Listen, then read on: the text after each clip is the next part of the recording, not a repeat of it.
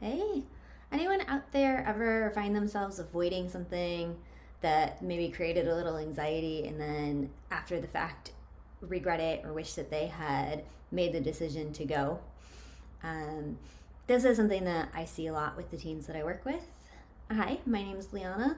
I am a therapist at Mindful Healing and I specialize in working with teens and young adults.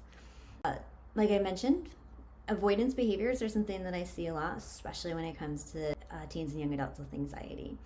And when we're feeling anxious, it's a natural response to kind of take a step back and avoid, and it's something that we call safety behaviors. The problem is that these safety behaviors create bigger consequences or bigger problems for us down the road.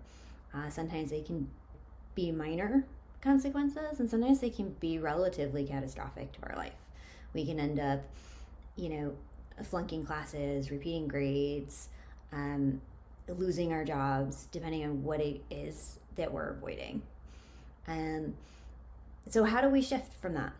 Is the big question. How do we shift out of avoidance behaviors into making intentional and planful choices? So one of the activities that I really like to do with the teens that I work with that I found really helpful is making what we call a cope ahead plan.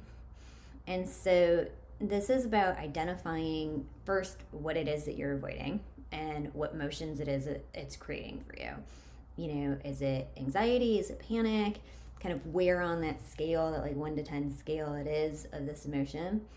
And then once you've kind of identified that, it's looking at, well, how can I cope with this? What's my worst case scenario?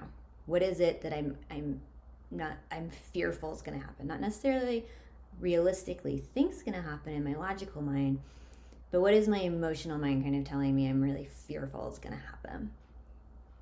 And how could I cope with that event? And then maybe how can I cope with some of my realistic fears? And when we have a plan for our worst case scenario, for our realistic scenario, or maybe even our best case scenario, then we feel more prepared and it's easier to walk into a situation without having that gut response of needing to avoid it, because we feel like we know we can handle it. I've made a plan, I'm prepared, I've practiced my coping skills, and even if my worst case scenario comes true, I can handle this. Share your thoughts. Let me know if you've ever tried a cope ahead plan, if it's worked, if it hasn't worked, why not? I would love to hear from all of you, so please share your thoughts in the comments below.